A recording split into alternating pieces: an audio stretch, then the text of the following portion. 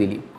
तर असं गोपाळकाला असलेलं जर्नल, गोपाळकाला म्हणजे एक प्रयोग ह्याचा एक प्रयोग त्याचा, असं एक गोपाळकाला झालेलं जर्नल प्रयोगशाळेबाहेर सबमिट करायचं असतं आणि त्याच्यानंतर आतमध्ये असं 10-12 चीट ठेवलेले असतात. चीट म्हणजे काय, तर एक प्रयोगाचं नाव लिहिलेल्या चिठ्ठ्या असतात. त्यातली एक चीट उचलायची, ज्या प्रयोगाचं नाव आले ते बघायचं आणि तो प्रयोग करायचा. एवढा साधा मामला.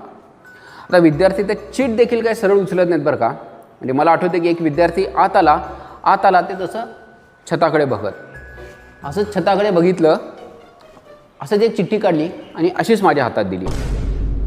मला समजेना की मी लॉटऱ्या विकतोय का परीक्षा घेतोय. तर असे एकदम विद्यार्थी असतात आणि काही विद्यार्थी एकदम चूजी असतात, विशेषतः विद्यार्थिनी. अशी एक विद्यार्थिनी आली होती. तिने असं 10, 20, 30, 40 असं चीटवरून हात फिरवला आणि त्यातली एक चीट काढली आणि पाहिली.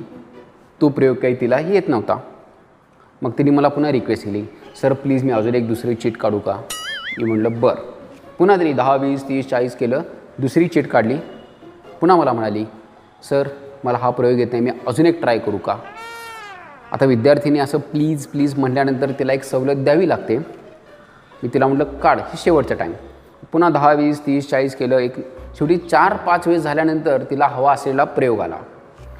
म्हणजे वास्तविक तिने 12 फक्त एकच प्रयोग केला होता आणि तोच प्रयोग परीक्षेला यावा अशी तिची अपेक्षा होती. म्हणजे माणूस स्वतःच्या नशिबाच्या हवाल्यावर किती मोठी रिस्क घेऊ शकतो हे त्या दिवशी मला कळालं की 12 फक्त एकच प्रयोग करणार आणि तोच प्रयोग परीक्षेला यावा अशी अपेक्षा करणार.